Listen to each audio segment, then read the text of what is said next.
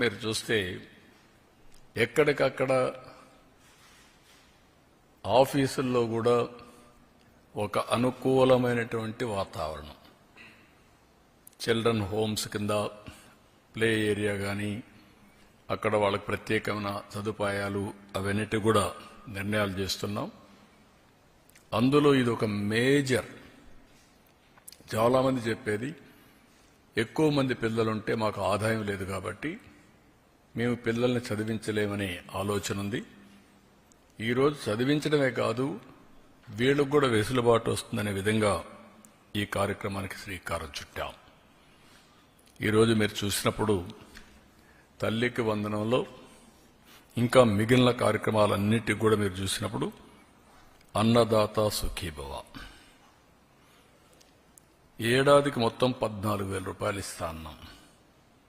6,000 రూపాయలు government of India ఇస్తుంది. వాళ్ళు ఇచ్చింది 7,500. ఈరోజు తెలుగుదేశం ఇచ్చేది 14,000. వ్యత్యాసం 6,500. తల్లికి వందనం నేను చెప్పాను. అన్నదాత సుఖీభవ ఇచ్చింది మీకు చెప్పాను. దీపం 3 సిలిండర్లు వాళ్ళు ఏమీ ఇవ్వలేదు.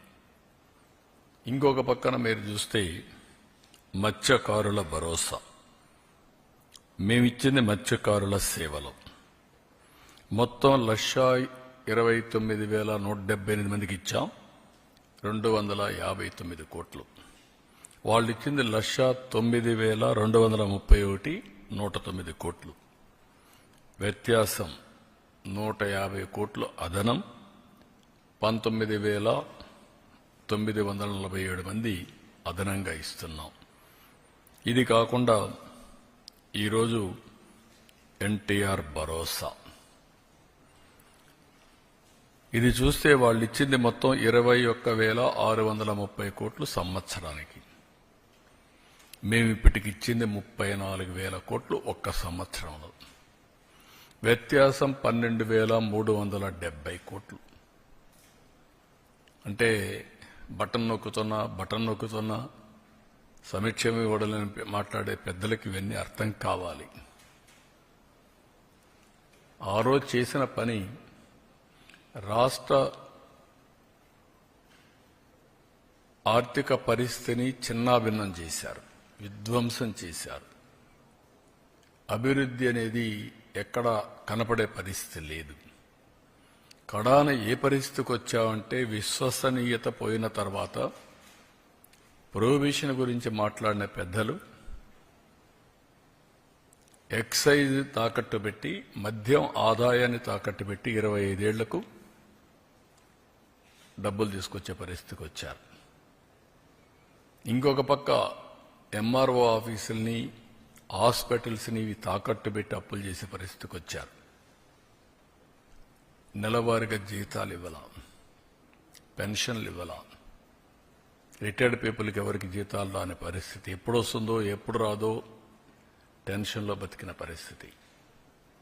ఈరోజు ఒక పద్ధతి ప్రకారం 94 సెంట్రల్ స్పాన్సర్ స్కీమ్స్లో 94 కూడా డీఫంక్ట్ చేసిన ఘనత. ఇవన్నీ కూడా ఆర్థిక వ్యవస్థ నిర్వీర్యం చేయడానికి పనికొచ్చాయి, అస్తవ్యస్తమైపోవడానికి పనికొచ్చాయి. ఈరోజు అన్నా క్యాంటీన్ మీరు చూస్తే మొత్తం 204 పెట్టాం. 2 కోట్ల మందికి ఇప్పటికీ అన్నా క్యాంటీన్లో భోజనం ఏర్పాటు చేసే పరిస్థితికి వచ్చాం. 4 కోట్ల భోజనాలు. 21 టెంపుల్స్లో అన్నప్రసాదం ఉచితంగా పెడుతున్నాం. ఇవన్నీ కూడా ఒక సుపరిపాలనతో సాధ్యం. ఆ సుపరిపాలనలో కూడా మొదటి అడుగు. అదే మరిగా మేము దీంట్లో మీరు చూసినప్పుడు చాలా స్పష్టంగా నేను అనేకసార్లు చెప్పాను, వీలైనంత వరకు అన్ని కూడా మేము అనుకున్నట్టుని చేస్తూనే ఒక స్పష్టమైన వైఖరితో భవిష్యత్తులో ముందుకు పోయే కార్యక్రమానికి శ్రీకారం చుట్టాం. 20 లక్షల మంది యువతకు ఉద్యోగాలు ఇవ్వడానికి ఇప్పటికే 9,50,000 కోట్ల రూపాయల పెట్టుబడులు, 8,50,000 మందికి ఉద్యోగాలు, ఇంకా మిగిలినట్టు కూడా ఏమేం చేయాలని వర్కౌట్ చేస్తున్నాం. లోకేష్ గారి ఆధ్వర్యంలో ఆయన చైర్మన్గా ఎంప్లాయ్మెంట్ జనరేషన్ ఇన్వెస్ట్మెంట్ ప్రమోషన్ ఈ కార్యక్రమాన్ని కూడా కన్సర్న్ మినిస్టర్స్ వర్కౌట్ చేస్తున్నారు. అదే మరిగా వారికి నిరుద్యోగ భృతి కూడా అంటే ఈ రెండు లింక్ చేసి ఏ విధంగా చేయాలి, వాళ్ళ స్కిల్ డెవలప్మెంట్ ఎట్లా చేయాలి, వర్క్ ఫ్రమ్ హోమ్ ఇవన్నీ కూడా ఎట్లా తీసుకుపోవాలనో అవి కూడా వర్కౌట్ చేస్తున్నాం. ఫైనల్గా ఏవైతే చెప్పామో అన్నీ కూడా ఆడబిడ్డ నిధిని P4కి లింక్ చేస్తున్నాం. ఎందుకంటే అన్ని యూనిఫామ్గా అందరికీ ఇస్తున్నాం. ఇంకా పేదరికం ఉంది, పేదరికంలో నిరుపేదలు ఉన్నారు. అలాంటి కుటుంబాలని ఆర్థికంగా పైకి తేవడం కోసం వినూత్నమైన కార్యక్రమాన్ని P4 తీసుకొచ్చాం.